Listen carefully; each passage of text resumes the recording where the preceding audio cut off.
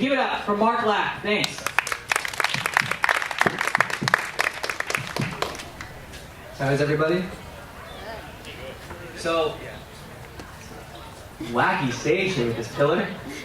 So I feel like I want to do something a little different. I feel like you've been talked to the whole time.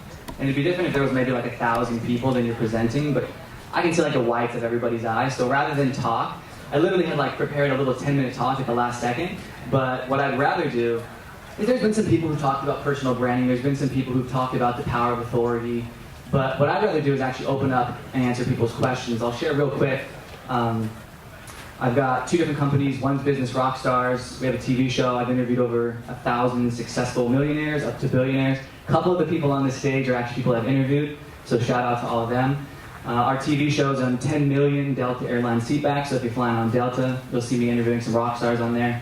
And then I have a consulting company, and we help business owners and entrepreneurs build their personal brands and help them with sales, marketing, and personal branding. And we help our clients, I've done, I think just over $100 million in the last 12 months is the revenue we've helped generate for them through personal branding. And then integrating sales and marketing into their personal brand. People like Ty Lopez, Grant Cardone, Gary Vaynerchuk, Les Brown, Jay Abraham.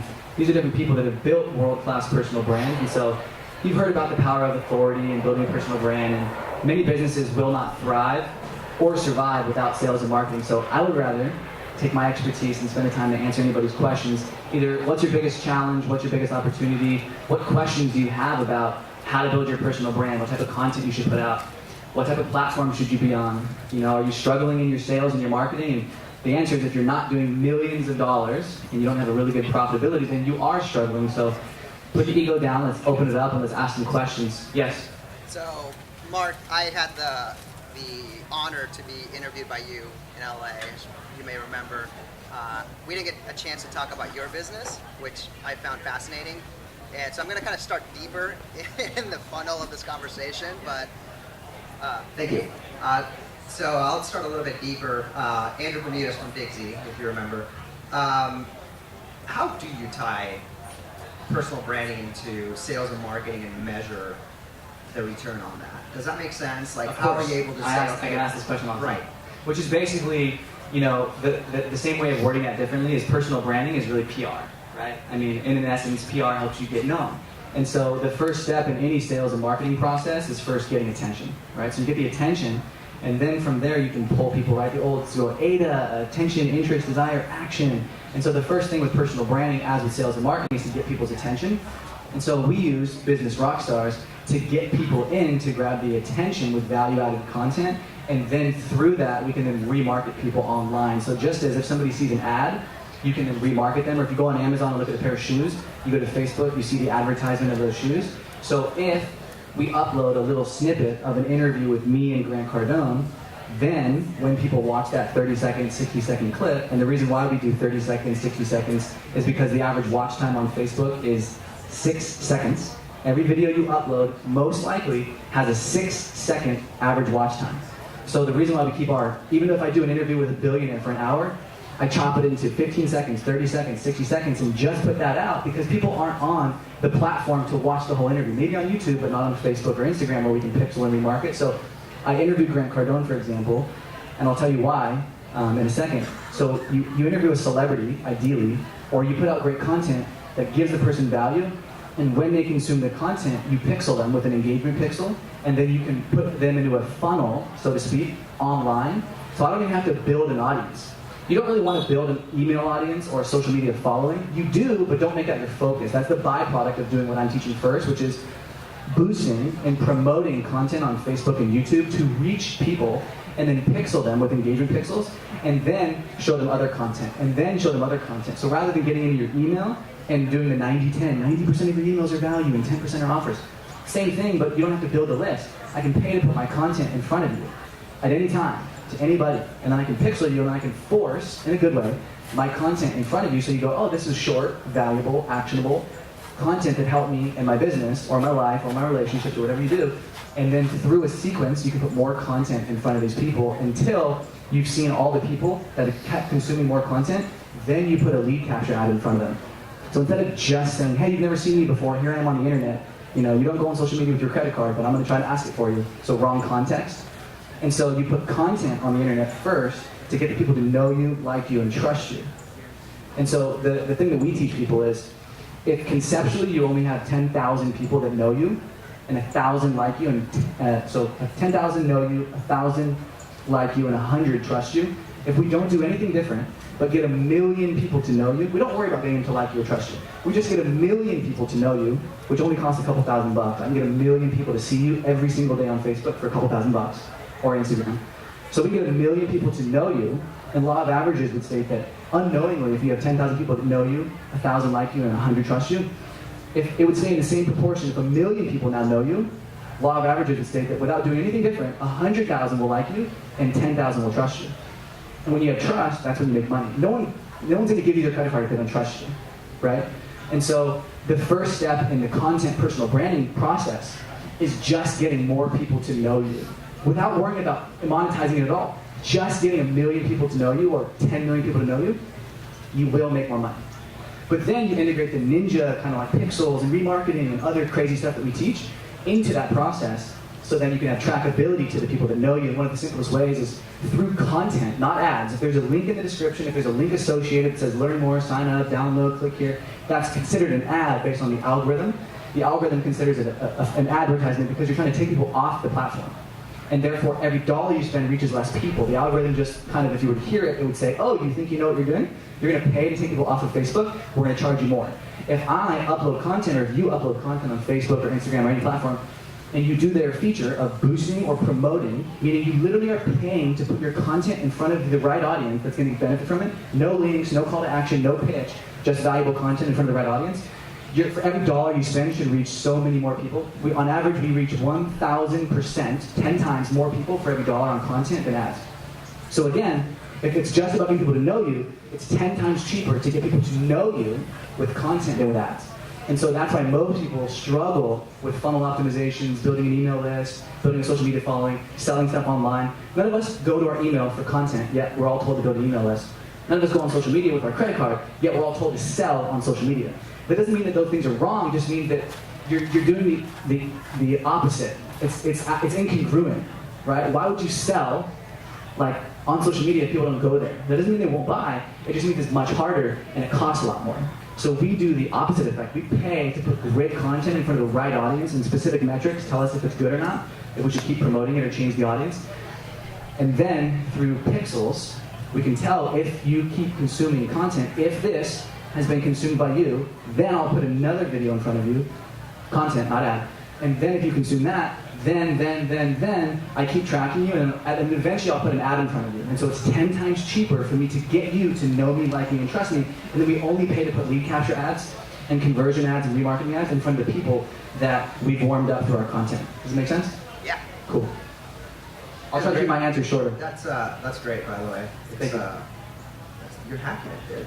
It's hacking it, exactly, yeah. So it's playing the game the right way, right? Everyone sells you on selling online and social media and building a following and building an email list because they give you the pipe dream that it's easy, it's the magic pill, you know, just get your ad up, follow my swipe copy and my sales page, and you know, you'll be profitable in 90 days or 60 days. In reality, the time's gonna pass anyways. 2 years, 3 years, 5 years from now, if we're all blessed to still be alive and be in business, the time went by anyways, but you're always gonna be struggling to change based on the algorithms and the platform and selling and marketing, because no one actually knows you, likes you, and trusts you at the level of somebody like myself who understands the game. So in 5 years, you are, like in your own way, the expert, the authority, the thought leader in your niche. Gary Vaynerchuk went from wine library to an agency to books to whatever he wants now. And same with Ty Lopez and Tony and any big level personal brand on social media can pivot into any industry they want because their audience goes with them, because they know them, like them, and trust them. Just as your family or friend could refer something new to you, you would go, oh cool, that's awesome, and you listen. But when a business tries to sell you on something and then they go into a new industry, they gotta start all over again.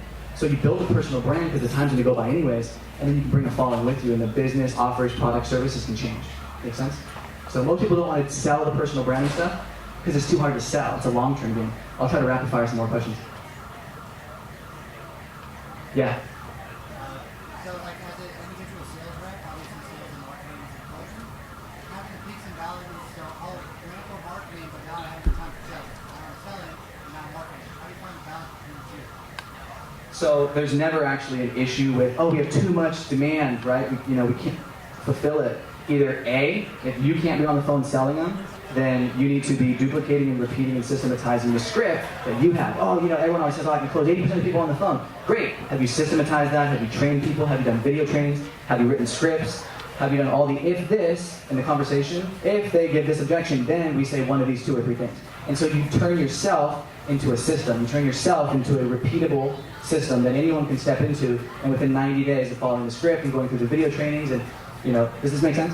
So if you have too many leads coming in, then you want to find other people who can be on the phones besides you, so that you're focused on the highest income and impact activities of growing the business, and not sitting there making phone calls, responding to emails, managing campaigns. Does this make sense? And when your business becomes profitable enough that you can acquire a customer for a certain price point that's profitable within a certain period of time, then you can go to other partners and say, hey, look, we're profitable at this level here. What if we partner up and you run our traffic for free on a rev share performance basis, and then people on the back end, either call centers or people you train, in-house or outsourced, are the ones doing the leads, and then you're focused on connecting all these huge deals instead of being in the business. Does this make sense? Does that help?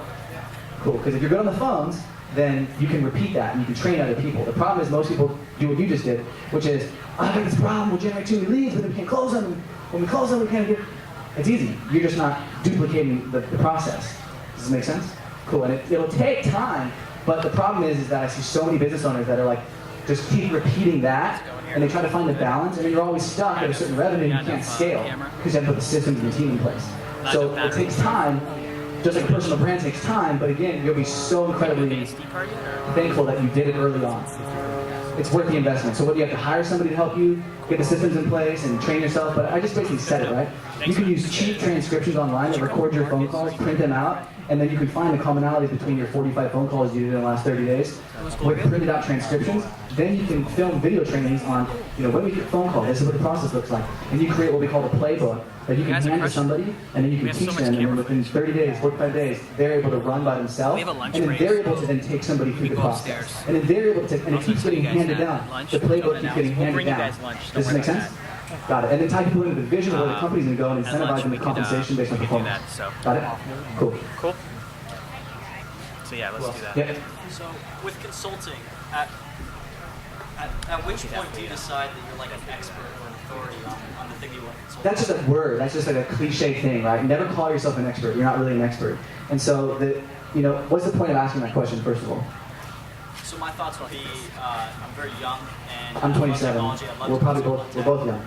Yeah. So at what point do you decide, all right, I can go ahead and I can tell people about this? At what point do they decide that you're okay? You can Results speak way louder than qualifications. Stop waiting until you've been given permission, waiting until you've gotten the qualification or the certification that says you're good enough, that says you're capable of being an expert. Don't worry about that. Results speak louder than qualifications always. Too many times we get conditioned from society and the way that the world has been set up to make us think that we have to pay to be qualified, pay to be certified, to then say, hey, look, this is, look at my plaque. Everyone always has to stand behind certifications instead of letting results speak for themselves. And so go out, get results first, and then say, look, I'm not claiming to be the expert. What I am going to show you, though, is that I've been able to help business after business after business produce these types of results. So if you're this type of business struggling with these things like sales, marketing, lead gen, conversion, social media, et cetera, et cetera, et cetera, what we've been able to do is work with businesses like this who have those issues, and these are the results we've gotten for them. And I don't know if we can do that for you, but if you'd like to, submit your survey and your qualification, it'll give our team some information to let us know if we can work with you. And if so, then we'll have a phone call to get a little bit more of a diagnostic to understand your situation. And then we'll have a conversation about what it might look like to see if our services can help you. And if we can't, then we'll refer you out to third-party partnerships that we have that might be able to support you, so you don't have to waste your time, energy, and money searching to see if people are good. We'll at least refer you to somebody, so hopefully we can help you either way. And then low-key, get commission on the back. So you're always helping people, but you're always making money too. Yeah. So what are the pixels? You were mentioning pixels for... You don't know what a pixel is? No, I don't. Okay, so a pixel is I know what a pixel is. So conceptually, if you look at the shoes and you go, okay, so if you don't know it, you're probably not that's not what gets your juices going. You're not yeah, pixels. So hire somebody. I live in pixels for 25 years, but the way you were describing it as, is it a way to find who's clicking on what? Is that what you were meaning, or what do you mean by pixels? So that content. Yeah, so I just basically know that if I run a video in front of this whole audience, and just depending on how I set the pixel up, I know that if the majority of you, I would only remarket my next video to the ones that watch the whole video. Make sense? So there's different pixels. And so I would just set up a pixel where only the people, let's say I got a video that has 100,000 views.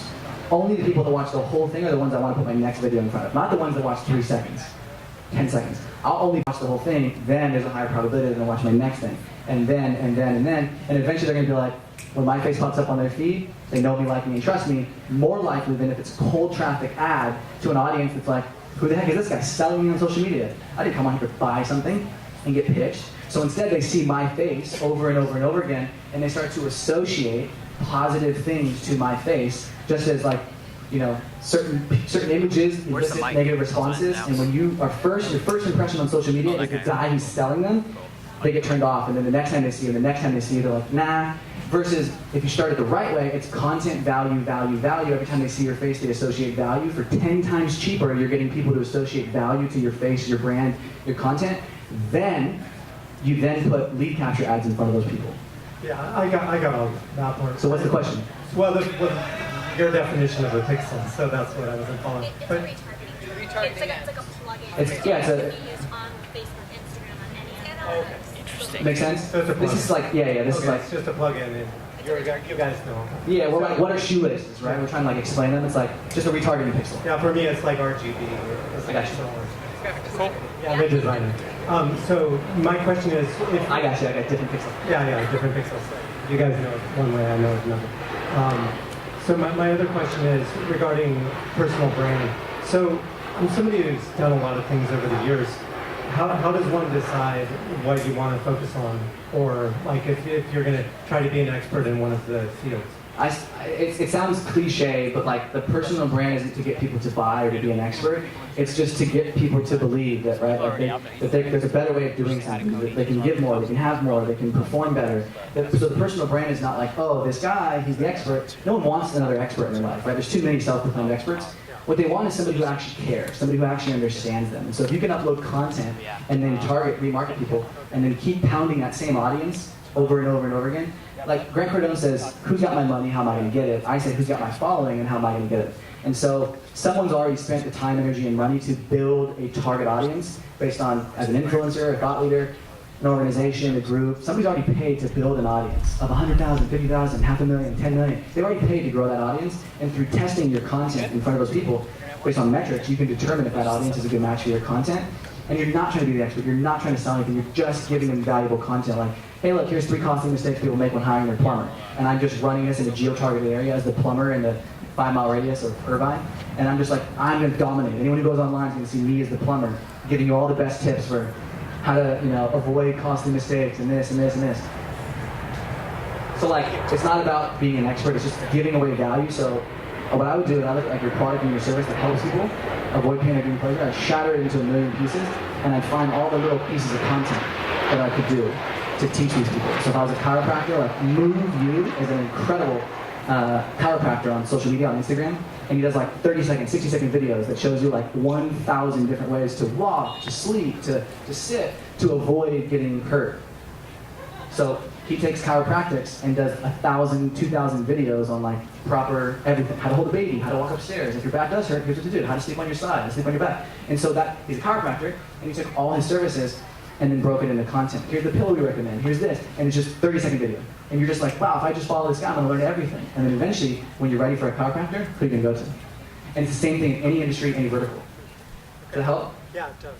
Cool. Well, thanks, man. You're awesome, man.